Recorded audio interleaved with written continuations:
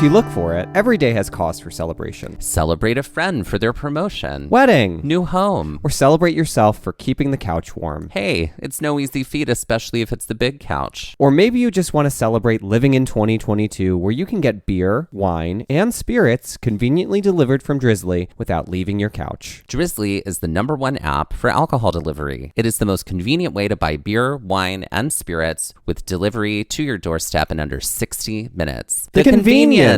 If you are getting ready to have people over and you just don't have time to run out to the store, Drizzly can deliver all the beer, wine, and spirits that you may need right to your door in under an hour. Right now, Drizzly is giving all new customers $5 off their first order with the code FAST5. So download the Drizzly app or go to drizzly.com. That's Drizzly, DRIZLY.com, and use the promo code FAST5 for $5 off your first order. So talk to me about what your ultimate post-hiking experience is when you get to just sit and luxuriate. Oh, I think my favorite one that we ever did was the hot spring after Black Canyon of the Gunnison. Oh, yeah. That was probably the ultimate favorite for me. Yeah. Because it felt wonderful to just put my body in that warm water. Oh, yeah. Yeah. But like Just on a typical... soak in all of that. Oh, yeah. But like on like a typical sort of... On a when post-hike. hot spring isn't available to you. Well, the Which first... isn't always the case, yeah. The first thing I do to give myself some relief is take off my boots and socks and put on different socks and shoes. Mm-hmm. Even, just car sneakers or something like that. Sure. Sneakers that I had on, right? Just give my feet a little bit of a respite. Mm-hmm. But I do like a good lay down fully horizontally for a period of time in just silence. Some peace and quiet. Cold, icy silence. It's cold and dark and I love it. A little bit like that. Yeah. I do feel like on like long days, like I'm thinking about like when we were in New River Gorge with Brian and Tino, and we'd come back from long days and we would just like separate into our separate spaces and just like, be totally silent. When I get back, I don't scroll. I don't do anything. I just lay down and I do nothing and I collapse. What about you? Yeah, I mean, I need just that mental sort of callback to myself. Even though hiking is a very physical activity, it's so much of it is very much so mental. You have to kind of keep yourself going, especially if it is a long day. And I am kind of talking more about long days. So yeah, the collapse is a thing that is real. I also feel like, we're getting in a car. Give me all of the snacks that are available. Oh, that too. And like replenish my calories. And this isn't like stuff that's in our bag. It's like, I want the crappiest snacks that we have. I want like Gushers. I want Gushers, and then I want you to give me pork rinds, and I'm going to make a sandwich with both of them and put them in my mouth.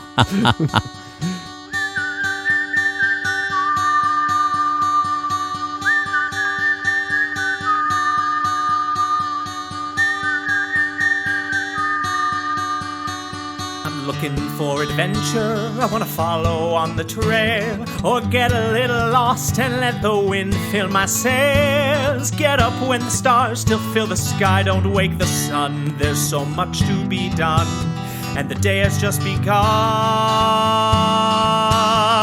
Go where the postcards are real, you can feel, you can open your eyes and open your heart when you gaze at the national park. Follow you there. At the national park. At the national park. Follow you, I'll follow you there.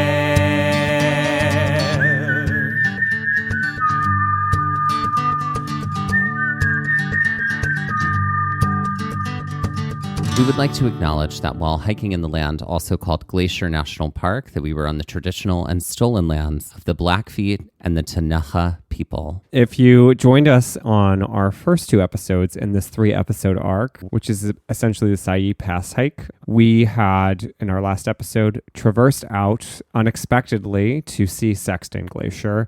We had to cross a lot of snowfields. There was some cramponing that needed to be happening. In order to do that, we were guided in the most excellent manner by Becky Lomax to be able to do this. And now we are on our way back. It definitely felt, well, first of all, again, I didn't have any fear because we were with Becky and I knew that she was just a truly excellent guide. But I also just want to reiterate, that's a hike to do only if you're feeling like you know what you're doing and not to just like take it and willy-nilly it, because we didn't do that. No, we were with someone who knew. Right. When we got off of the Sexton Glacier hike, we were trying to maneuver it so that we could get onto essentially the section of the trail we needed to get onto. Had we not done the Sexton Glacier and just continued on the trail down Sye Pass, we would have had to cross a pretty large snowfield. And after having crossed a few of those in our trek out, we were trying to avoid this. We did manage to avoid that giant snowfield by getting onto the trail a little further down from where we exited the trail to go out to Sexton. So we've come back across the hillside and now we've stepped foot on the trail, right? Which is picking up on a switchback and then heading off on more switchbacks. More switchbacks. So how were your feet and ankles at this point? You know, my feet and ankles at this time were doing okay. They were sort of in their place of like, okay, like we're working, but you probably only have like a couple hours, maybe 3 hours tops. Max left. Yeah. I think I just remember feeling like, you know, that hot feeling you get in your feet because you've just been on them and you're in hiking socks all day. Oh, I know it. I was very like, well. Oh, my feet have a fever. And the only remedy is more cowbell. But no, I was at that point where I was just like, okay, I know we have a little bit left to go, but my feet are actually very tired. But the only thing to do is to continue to move forward. And so that is essentially what we had to do. We had to keep going because now we were headed down. I'm back to the start. Well, where we picked up Becky and Cynthia in the morning. We're headed to the end point of this trail, which is near Sunrift Gorge, right on going to the Sun Road. This begins a journey that will take us down dozens and dozens and dozens of switchbacks. So we are at the top of this journey right now. Yeah. One of the things that we saw while we were making this hike was glacier moths. I don't remember if that's their exact name. I know they were pointed out to us, but Becky did tell us that these are like a very common snack for grizzly bears, that they will just like, you'll see them at like the top of a peak and like munching. It's because they're digging for these moths, which are sort of like ground moths for the most part, and sometimes will hide under rocks. So they're high in protein, right? They're high in protein. And grizzlies need to eat like 90 pounds a day. That's like, which is amazing. Yeah. That's a lot. Some of crazy gushers amount. Yeah. And, you know. And pork rind sandwiches. Pork rind sandwiches. Exactly. It really is. Yeah. So we are headed down. From where we are, Sexton Glacier is very visible. We're taking switchbacks, which are relatively a decent grade decline, but not too bad. No. Certainly doable. But we can see Sexton Glacier even better now because the switchbacks are taking us to an even more interesting view. Yeah. Where we can see it from like a below angle.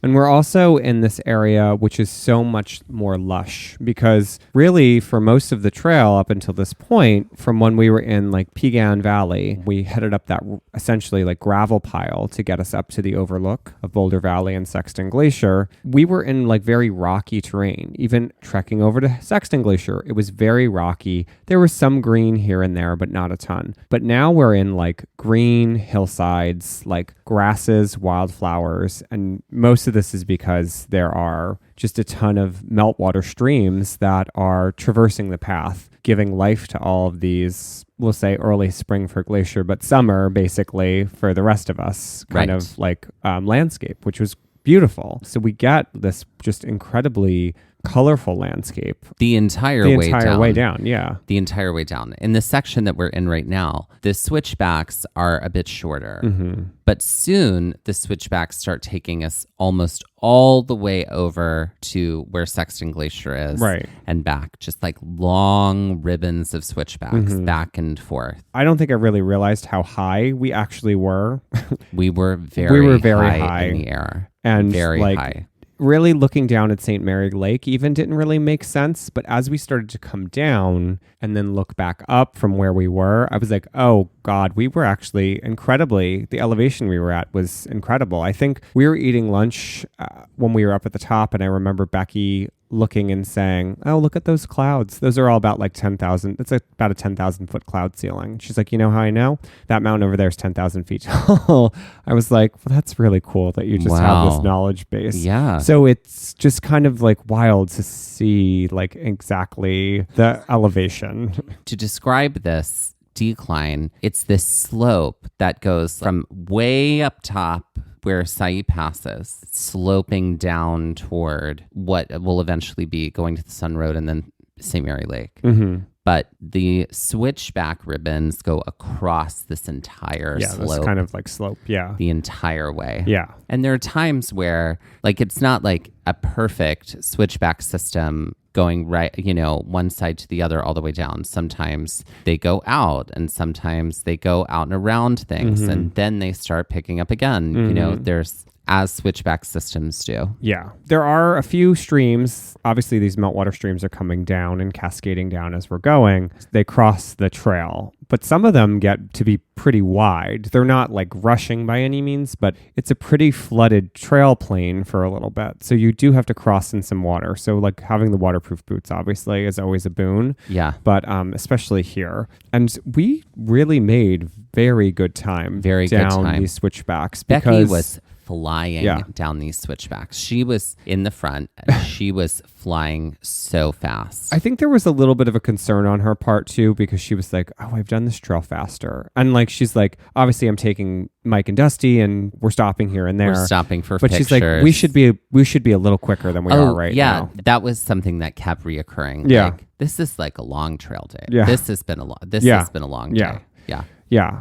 Like we should be finishing up soon. Yeah. As we're headed down the switchbacks, obviously, clearly Becky has come alive, but I'm sure you were living your best life. Oh, I was too. alive. Yeah. I was so alive. Yeah.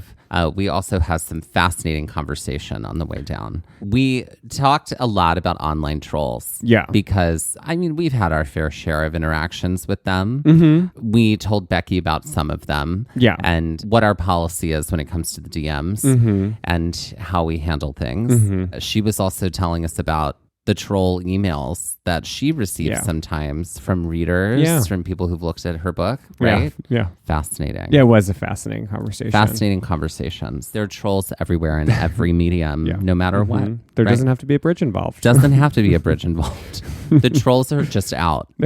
They are out and their eyes are big and they're sinking their teeth into whatever they can. It's true. We also talked a lot about what future jobs might look like for the both of us, because let's be real honest and transparent here. Teaching is a critically underpaid profession, and so much more is taken from you than is given to you in a lot of ways. The both of us, I think, last summer were like, well, what do we do if we don't want to teach? So this conversation sort of was a part of our trip in a really big way throughout the whole 5 weeks. But it sort of has come around, and at least for one of us right now. Yeah, right. It has. Yeah. So it's kind of interesting to see how we kind of navigated that and where we're both at in our process with that. That's what I really like about hiking too. It's like you can have these treks where you're with people and be very talkative and chatty and then quiet down and everybody sort of goes inward. But then you have these really great just conversations that like involve everyone involved in the hike. Because Becky was genuinely very curious, like, well, what would you do if you didn't teach? And even Cynthia like chimed in too to ask what our curiosities were when it came to working in the world outside of education. It's true. And, that has certainly not necessarily entirely my own choice, sort of thrust me into a new place. Yeah. In my life personally, I am no longer teaching currently. I'll always sort of I will always be a teacher to some degree, but I am working in a totally new industry right now. Yeah. And that has been a fascinating journey so far. Yeah. And I'm still at it. You are still at it. Yep. So we'll see. It's definitely not that this is a podcast about education, but we're definitely at an inflection point when it comes to education in the country. There are a lot of problems that need to be addressed it can't continue on like this. And it has kind of continued on like this for way too long in the state that it's in. So I'm curious to see what even happens with education in general, because I feel like it's just going to totally shift again in a big way. But I don't know if I'll still be a part of it at that point. I do like this question that you have here, which is, what have we learned since this conversation? And I feel like I took everything in that conversation and was like, yeah, okay, what I have learned is that jobs don't define you. Oh, definitely not. And that something I'm really grateful for in this new job that I'm in right now is that I don't feel like it's asking me to be anything. I feel like it's just asking me to do something. Yeah. And it feels really good, because for so long I did feel like I had to like be a certain person or be the job. And I'm not interested in that. Yeah. And that I can't actually help other people if I don't help myself first. It's true. So that's where I am. What about you? I have been on quite a journey with it, because I feel like there's still stuff that I'm not done with. But I also know that for me personally, I've let a lot go with work, and I am just trying to focus in on my own mental health and well-being, so that work isn't all encompassing for me, because it truly does take a lot and it really gives very little. I think for me personally, I am still on a journey of discovery, which I'm excited to be on when it comes to what makes me tick, what I want to do for work, what is going to excite me and continue to excite me, because I do think that is changing. And I actually think that's a good thing, because I don't think, unless you're challenged in your job in a way that's satisfying and can make you kind of constantly evaluate yourself in a way that is healthy, then I think that job maybe has like reached a terminal point. You know, I think there are the ways. end of the half-life. Yeah. So yeah, that's my heady explanation of where I'm at right now. Something that I have never done properly, but was excited to do on this trail, was be a model. Right. I mean, I'm a model every day of my life in the mirror. Yeah. Y'all, Mike just put a wig on a few minutes ago and looked at himself in the mirror. And let me just tell you, drag does not cover up who you are. It reveals who you are. You had an absolute moment of like, I did. I am a pretty girl, mama. I did feel mirror, that right? way. Didn't it? Doesn't feel so good. It does. Reasons why everybody should do drag and at put least wigs on a few times. Put wigs on. Put wigs transform on. yourself. Put Take potato a look, chips see on what a happens. sandwich. Why Yeah. not? Right? Yeah. But no, Becky was shooting photos essentially for her books. I mean, out on the trail. That's most of her. She takes all of the pictures and all of the photos of her books are hers. So she's like, "All right, you guys, just wait a second. I'm gonna just act like you're hiking." It was very like our director. We got to be models. So we got to be models in her photos. But she did get a few shots of us earlier too on our way up to the pass. That's right. Yeah. So as we were walking along, you had an unfortunate moment. Right. I was walking and like not paying attention to the trail, like by looking downward, just obviously being self-aware of what was ahead. But I definitely missed that there was a giant hole that was sort of like an eroded part of the trail. I totally like kerflunked into that hole. But no, you guys just kept walking. Like I was in the back, which is rare for me. I didn't even hear you. It's rare for me to be like all the way in the back, but I think I was taking photos. And so I had to like run up and be like, so I just fell in a hole. And you were like, oh my God, are you okay? And I was like, yeah, I'm fine. But yeah, it's a great reminder for everybody to just keep your eyes on the trail. Keep your eyes on the trail and make sure you don't fall into a giant hole. And with that, let's take our first break.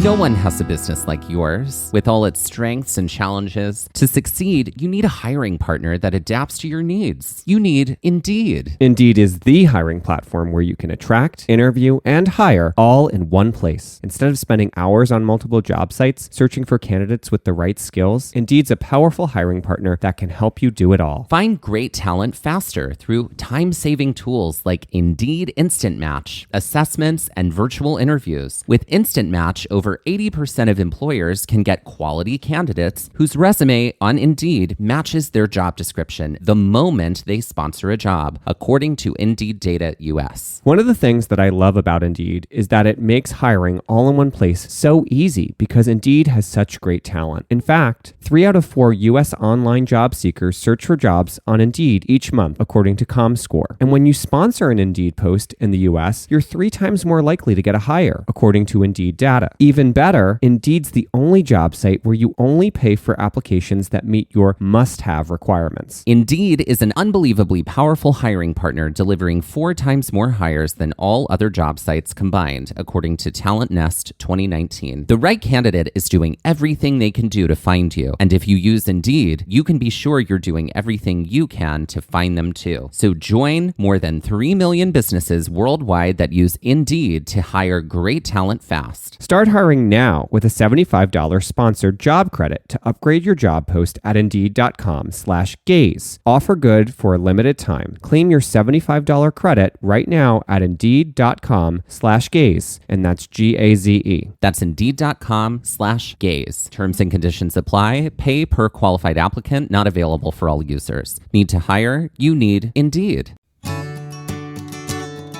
Today's episode of Gaze at the National Parks is sponsored by Truefire.com, the planet's largest and most comprehensive selection of online guitar lessons, according to Guitar Player magazine. Truefire's interactive learning tools and massive library of over 50,000 video lessons help guitarists ignite their technical skills, harmonic knowledge, rhythm playing, and soloing. Over 2 million guitar players worldwide learn, practice, and play with Truefire. Using Truefire's desktop and mobile apps, guitarists work with multi-angle HD video lessons on any device, anytime, anywhere, and at their own pace. Truefire's style-specific learning paths guide guitarists every step of the way. Use the assessment tools to find your starting point, then follow the lesson recommendations and track your progress as you work through your personalized Truefire study plan. And Truefire's educators are the best in the biz. From Grammy Award winners to world-renowned artists, Truefire students have access to an unparalleled faculty of over 300 top-notch blues, rock, jazz, country, and acoustic guitar educators. Guitar players can progress faster with private one-on-one instruction, group lessons, multi-track video jams, live streams, song lessons,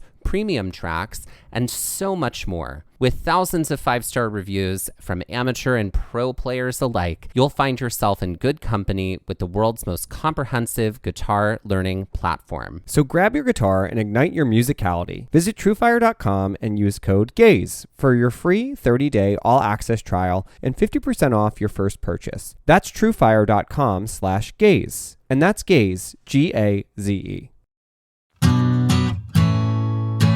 So we're playing Spare Tire. Yep. So in Spare Tire, it's a 2-word phrase, and you are going to alter both of the words. That alteration is going to give you, we're going to give you a clue, and you're going to have to figure out what the new 2-word phrase is. Great. Okay. Okay, I've got one. Okay, great. So there's 2 letters from the first word. Okay. And 2 letters from the second word. Okay. Okay, so this is a really regular, unimpressive container for milk. What's a bland carton? That's right. So I started with Grand Canyon, switched some letters out for some other letters, and got bland carton. That's right. All right. Okay. So it's 1 letter from the first word, and then it's 3 letters from the second word, all right, that are going to change. So this is someone who would sing at the headquarters of a company that would sing songs all about this company, like it was a religion.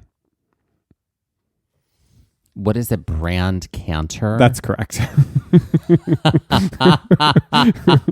I love it. Could you imagine being hired as like Google's brand canter, right?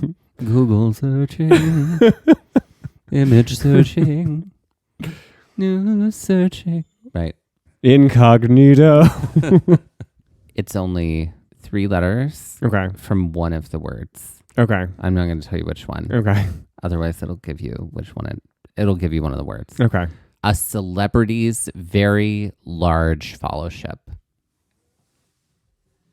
Oh, I don't know. What is grand fandom? Oh, that's good. That's really good. Okay. Our last one.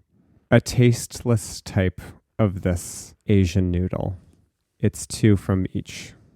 Is bland the first word? It is. I used one that we came back from. It's also a type of soup. What is bland wonton? That's correct. Wow. Yeah. Great. Okay. And that's Spare Tire. Okay. So you picked yourself out of the hole. Yep. And Which you is came what I do every running day of my toward life. us. And you were like, I fell in a hole. We were like, are you okay, honey? Yeah. You were like, I'm okay. I'm fine. But I just fell in a hole. Right. Well, nobody noticed, so I felt like it was worth sharing. No, we didn't. No, and we didn't care. So why did you even share? Unless you were bleeding, we didn't care. But yeah, after the whole incident, we continued on down. When you get to the bottom of these switchbacks, it sort of becomes...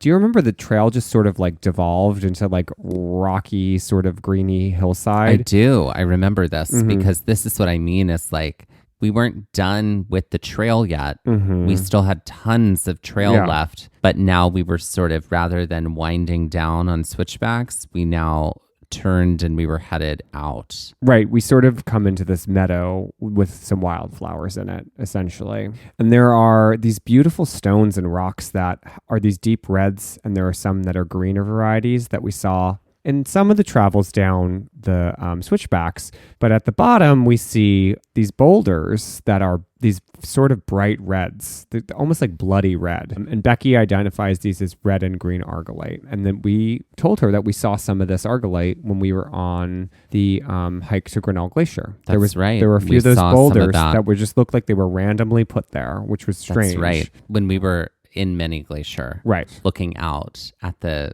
Grinnell Glacier viewpoint. Yeah. This is definitely not a stone you can miss. So if you come across this very bright red, sort of blood red stone, that is argillite. Thanks, Becky Lomax, for pointing that out. That's right. We walk into that meadow section that we end up in. I remember turning around and looking up and being like, why would anybody climb this way? Why would anyone go up? Don't Not ever. Go up this way. Don't ever go up. And now I was starting to understand why we had come the way we did. Right. And that it was easier. Oh my God. This would have been one of the hardest ever had we gone up. The way And we would were have been, going I down. think, throttled by the end of it. Thank God. We would not have been able No. to, like, I don't think even finish or do the other section of No. it after. No, No. we would just be dead. We'd camp up there. We'd have to. There'd be no other option. It was not, no, it was, I mean, don't do this unless you really want to challenge yourself and build your stamina. But like the elevation gained on these switchbacks, and thank God they're switchbacks, but it was intense, especially seeing where Sexton Glacier was at this point. And I think a lot of people want to go up to Sye Pass and see Sexton Glacier and see the viewpoints from up there. And if you can't do point to point, a lot of people choose to go up this way and then just go back down this way. And I don't think is a good idea either. I'd say like start at Pegan and go up from there and go up that back way. And then you'd still be able to see all three of those views. And then you could go back down or come down the way we were going and then hitchhike your way back to your car. One of my favorite things happened right here in this moment. We were near this rock, and then this Marmot Friend came out to say hello. Yeah. I currently have this Marmot Friend as the photo on my phone, my lock screen. Because you're mad for marmots. I do love marmots.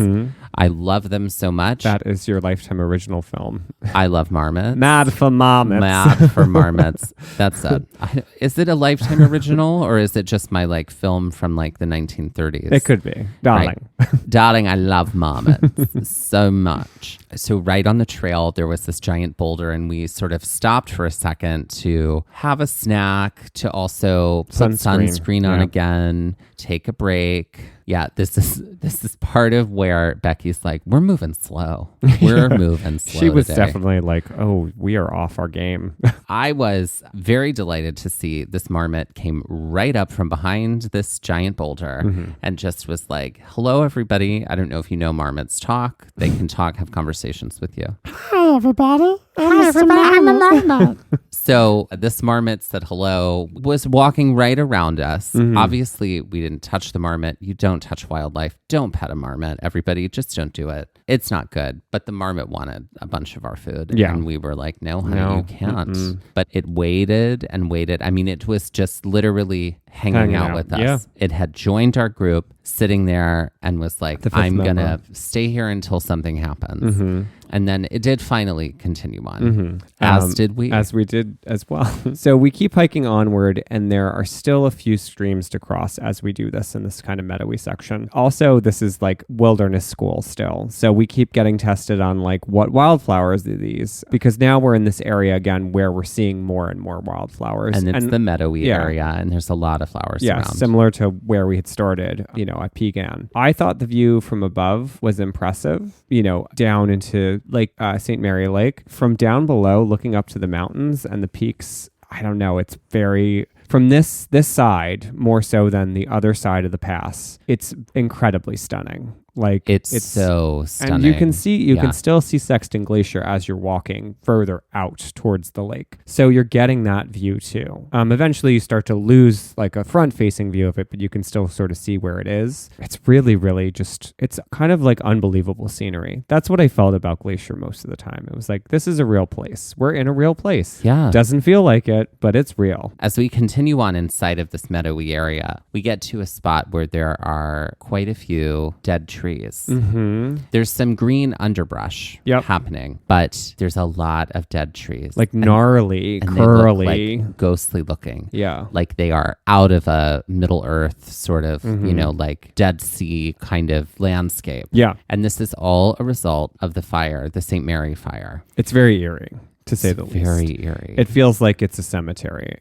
That's sort of like a very somber sort of vibe happening. Yeah. There. Yeah. Like we're starting a, dystopian novel landscape. Yeah. Mm-hmm. The landscape of a dystopian novel. Exactly. Certainly. And, obviously fire is part of the life cycle of a forest in a national park, but clearly it can be prevented, especially in extreme cases through better management and obviously better preventative measures on the part of humans in the parks and forests. Obviously be very careful. We talked about earlier when we were hiking around Lake McDonald having to put out a campfire at a campsite because there was nobody there, but there was a fire smoldering. So it's just something to keep in mind. Obviously, sometimes fires aren't man-made. There are lightning strikes. There are other issues that happen, but it's just something to kind of keep in mind, especially when you see these areas of trees that are just decimated. It's very beautiful in its own kind of decay and death, but it's sad at the same time. It is clear that this area is on its journey to regenerating. Mm-hmm. I can only imagine what it looked like when the trees were there before the fire. Oh my gosh, yeah. So as we continue on, there are lots of wildflowers continuing to slope up to our left. Mm-hmm. We're sort of like on a path on a hillside, like the hillside is going on a sheer down, angle, but we're like level going which down. is similar to the feeling of what it felt like to be on the High Line. Yeah. At this moment, we have a lot more sunshine on this trail because we're in a bit of it directly. Basically, honestly, after we had gotten out of the forest on Pegan Pass, there was really no shade at all. We had some clouds overhead, and for the most part, it was pretty overcast, even all the way out to Sexton Glacier. But now, all of a sudden, the sun was like, no, I'm here, and I'm ready to play. It definitely was like, we had also come down. We'd lost some elevation, so we had started to warm up. There was some delayering that was happening at this point. At this moment, suddenly, this young couple shows up. Okay, this is where my brain is a little foggy. I don't remember if we talked to them and we got a little bit of their story. We did, yeah. Oh, we did? Yeah. Because I didn't know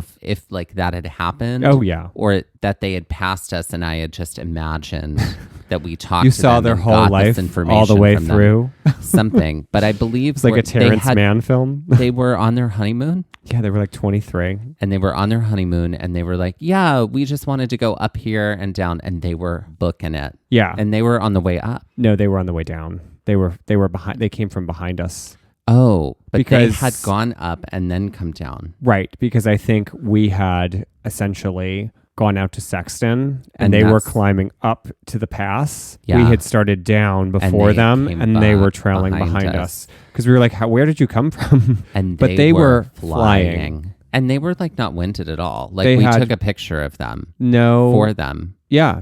We took a picture for them. That's right. We took a picture of them. I keep it in a box locked away. But they basically did the whole thing with like, they had A water bottle. plastic water bottle in their hand. And we were like, And are you shorts on. kidding me? Shorts and like tank tops. Shorts, tank tops, plastic water bottle. I was like, to be able to do this, which to be clear, the stretch from where we ate lunch to the end back to the Sun Road is 5.5 miles, which means to go up it and back is 11. Doing 11 miles is a long day. We will have essentially done 11 miles by the end of this trail, at the end of this episode. But to do 11 miles of that uphill, With like just a water 5 bottle? miles of that uphill with one single like 16-ounce water bottle, like what superhuman are you? They must be from like the X-Men school. They have to Clearly. have been. There's no way. Ladies and gentlemen, please welcome to the stage, Baileywick. Okay, you have to remind me where this is, what this is a reference to. Well, a bailiwick is like something you're good at. Like that's your bailiwick is like a phrase. It's like an old phrase. This is because your past life was like in the 1800s. That's right. You know, and you'd say these phrases. I was a haberdasherer. Haberdashery. It's Yeah. my bailiwick, you see. My bailiwick is haberdashery. I feel like this is appropriate because we experienced Becky's bailiwick, which is just like being a guide. Like this is where certainly. like, you know, I feel like I truly saw someone's true talent shine through in like an incredible in real way. time. Yeah, a bailiwick is a talent essentially. Got it. So Got it. bailiwick, Like your bailiwick is nagging me. that's right. Always. And your bailiwick is always being late. There we go. There we go. There we go. And me nagging you about it. It's a vicious cycle. Tit for tat. Right? Right, exactly. So who is Baileywick? I think that Baileywick is I think she's a Star Search queen. I think that Baileywick is a non-binary drag performer. There we Bailey go. is like traditionally a male or female name. And so I think it could be fun for this drag performer to be like androgynous and like both male and female and both neither male and female in their presentation of gender.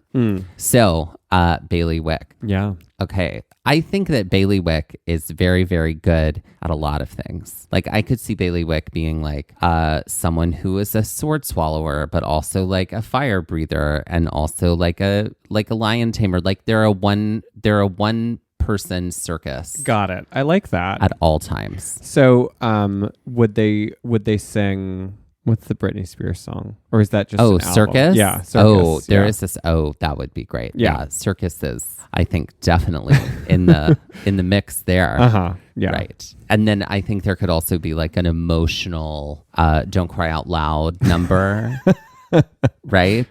Just keep it inside. Circus themes, Uh-huh. right? Oh yeah, I could see this happening. I feel like now I need to know more circus-based songs, and I Right. can't think of any more. Right. So yeah, At least those. And Yeah. I think maybe Baileywick's I think their merchandise is a magic 8-ball. yeah. Or I Because was it's gonna say like- we could lean into wick and it could be a candle. Oh, so it's a candle company, Bailey's Wicks. Baileywick's. Bailey's Wicks. Bailey's Wicks. It could be that. Yeah. And then they could smell like different things from the circus. Yeah, this is the lion's cage. Popcorn. Here's a bag of lion's peanuts. cage. Right. Bag of peanuts. Right. It could smell like those things Here's if we clown wanted makeup. it to be. Right. Clown white. That could be that has a very distinct smell. For makeup folks out there, you know what I'm talking about. If you've ever worked with clown white, you know what it smells like. You're like, I know it doesn't have any lead in it anymore, but it kind of still smells like it does. You're like, ugh. Yep. It's a candle that smells like clown white makeup. Oh my God, I love it so much. A candle company, Baileywick, right? Great. And maybe there's also like an aerosol spray, like a room spray Sure. for those who don't want the It's like candle. Airwicks. They're Airwick's direct competitor. Right. Yeah. Right. Or they partner with Airwick Yeah. and they just call themselves Baileywick. Great. I love it. Sense I of love Baileywick. their sense of the circus line. I'm here for it. The circus line. One The tightrope. circus line of people. So, ladies and gentlemen, please welcome to the stage. Baileywick. We are making our way down. We're moving a little faster now, but we're still Becky slow. is like tapping her foot. No, she wasn't. Not really. No, but I think like we were adding time because we would stop, we would chat, we would take photos, we would talk about marmots, we'd talk to marmots, right? Exactly. But we pass the meadowy area.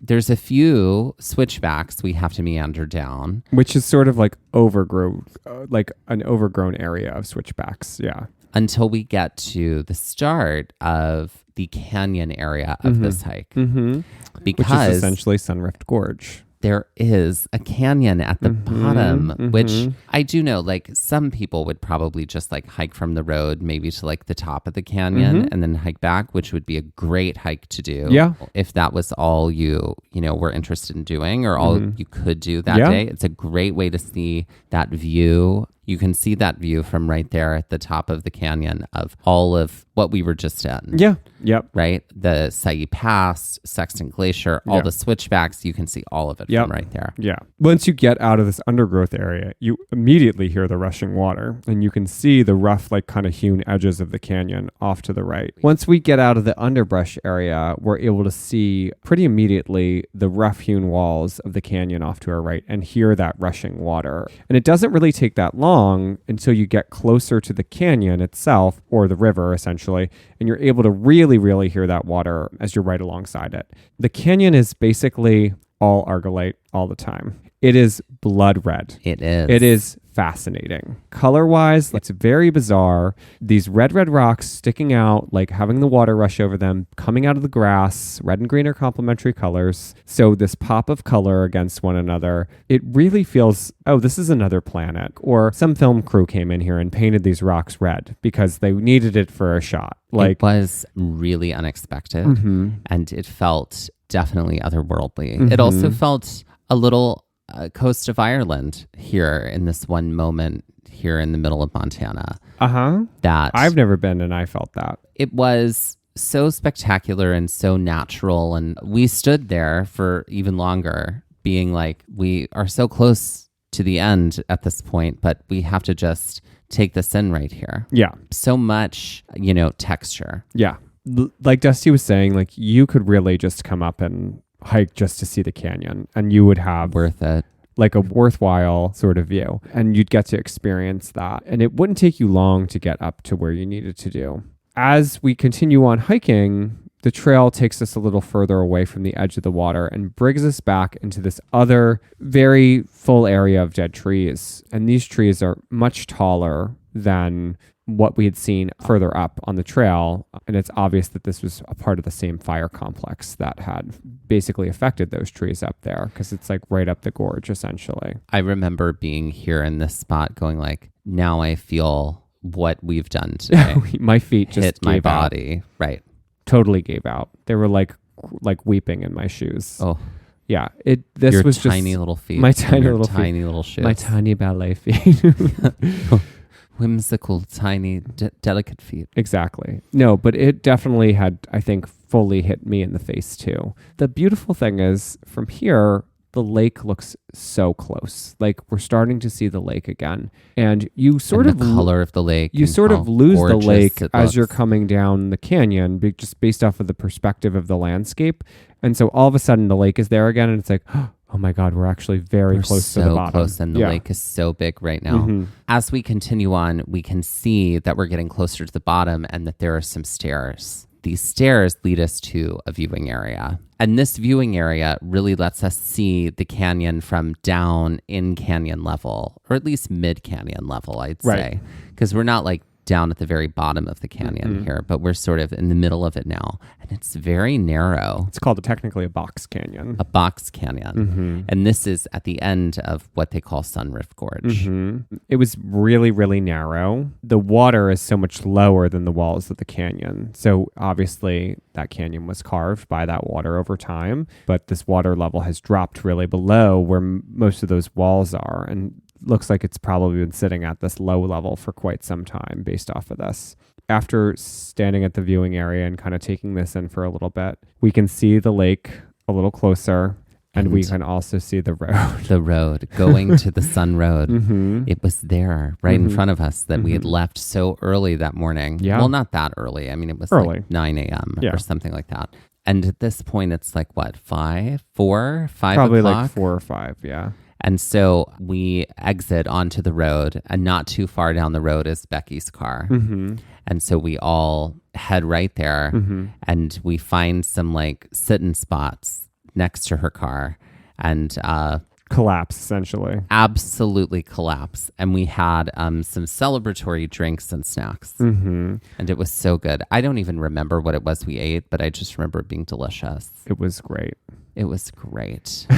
This is also where we talk a lot about the difference between trinketing and souvenir shopping. Right. And you like and how had they're a- different. You could write a thesis on it, I think. Well, I could. You're a master's level thesis. You could too. Yeah. You absolutely could From two too, different especially perspectives. your opinion on it. Right. That's right.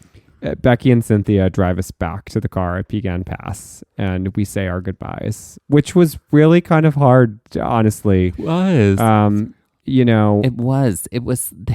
That was the greatest hike, yeah. greatest day of hiking ever. And they are just the kindest, sweetest, most generous. Mhm. It definitely reinforced a few things for me. One, that Becky is an incredible human being, like every one of the people that we met said she was. But also that sometimes you meet internet people that become real life people who touch your lives in ways that you really can't imagine. And truly that is, we met Becky really on the weirdest of whims through our work on the show. Now I feel like she feels just like family. So it is a wild ride, life. So embrace it and truly treasure the people that enter into it.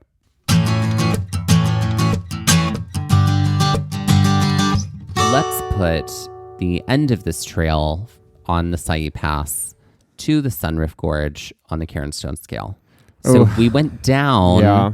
I am pretty sure that if we had gone up, we'd 10. be looking at like 9 or 10. Yeah. But going down, I don't know, 6?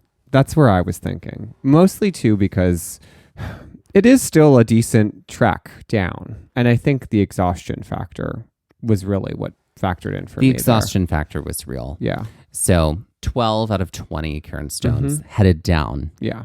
Going up, not the same. Yeah. It's time for my category. I was inspired by the phrase point to point Okay. because this was a point to point hike, meaning we started in one point and ended in another.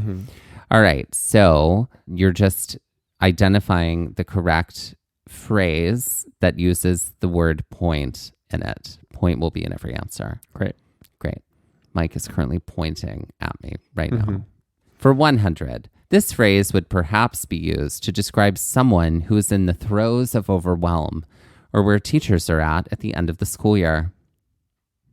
What is past the point of no return? Ooh.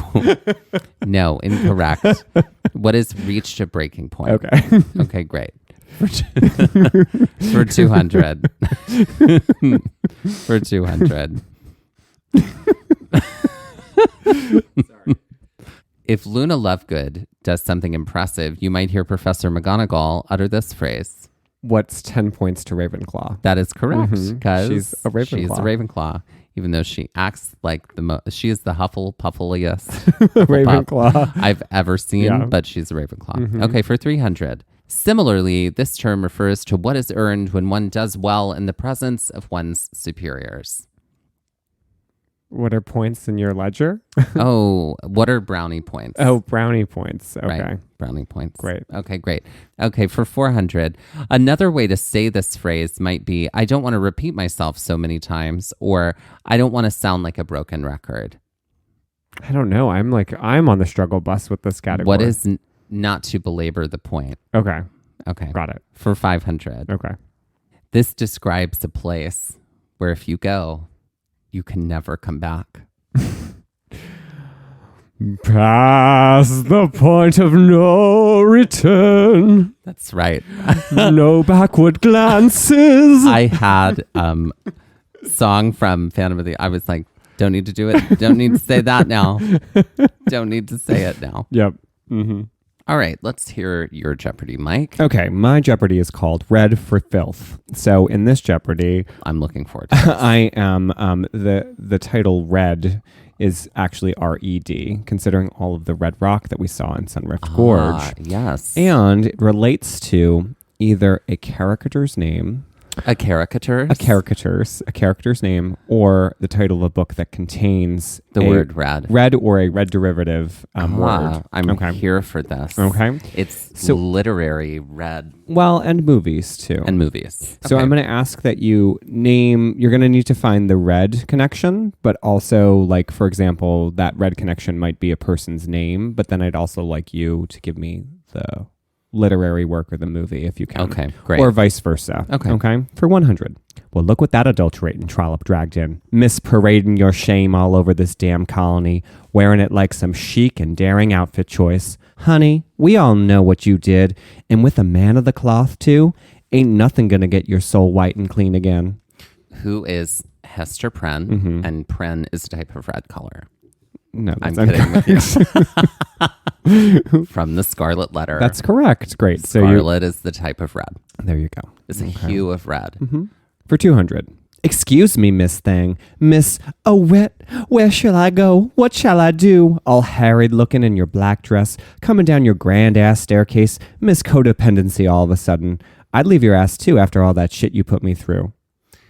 What is, or who is Scarlett O'Hara in Gone with the Wind? That's correct. Book by Margaret Mitchell. There we go. And Margaret is a color red. Right, exactly. Mm-hmm. Right. Okay. This is where we get into trickier territory. Okay. For 300. No, girl, no. You truly live in that insane life, thinking you talking to a painting, thinking it's got control over you, and you luring a blind girl into your nest because she's kind and communicating with cannibals who had a role in a movie before yours. Girlfriend, if you didn't get that role of Voldemort based on this insanity, I don't know who else could have done it. Okay. Is it Ralph Fiennes? That's correct. Who is Ralph Fiennes playing Voldemort in the Harry Potter series? No. I'm looking for the movie that maybe gave him this based off of my description. That probably, considering Rafe is not a color red, probably has the color red in the title. Oh, yes. What is Red Dragon? That's correct. That's it. Got it. There you go. You got there. All right. Red. All right. For 400. Oh, Mr. Big Man, Mr. Government Analyst Man for the CIA. More like C.I. Gay, with your piercing blue eyes and your chest hair poking out, trying to get that nuclear sub-captain to defect in this Cold War drama. You may have secured that defection, but clearly you weren't good enough to secure another film. They had to be filled with Harrison Ford, Ben Affleck, Chris Pine, and now even John Krasinski. Honey, you may have been the originator of the role, but the line of men that came after you had more staying power than you did. Okay, what is the film The Hunt for Red October? Oh my God, you got it. Mm-hmm. And I'm trying to think of the actor. Is it, Harrison Ford came after him, and I think, Patriot Games? Was that one of them? And Clear and Present Danger. Yeah, Right. My mom loved these movies, so I remember them. If you can give me both the character's name and the actor, you will have triple bonus points. I don't know the character's name. Okay.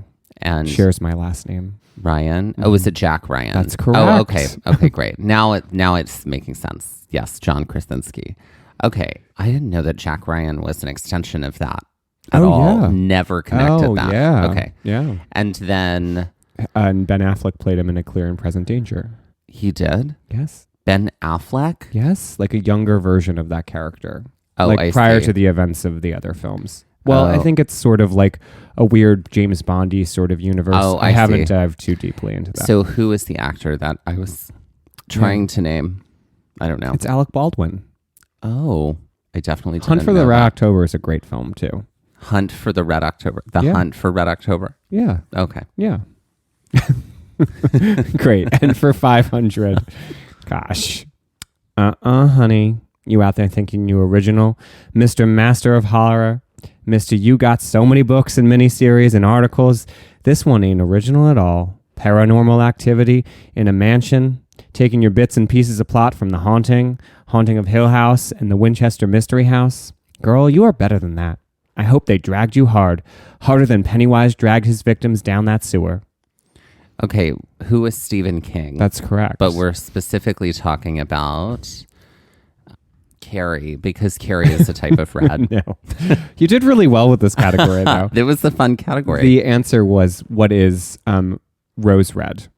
I almost said rose red. Well, almost and did are two different things. Was Rose Red the name of the house? Yes. I almost said that. I think there was a mini series There was. of Rose Red, right? In like the Did you- early aughts. Did you listen to my clue? I did. I listened to it. I listen. You just accused me of never listening to you. It's true.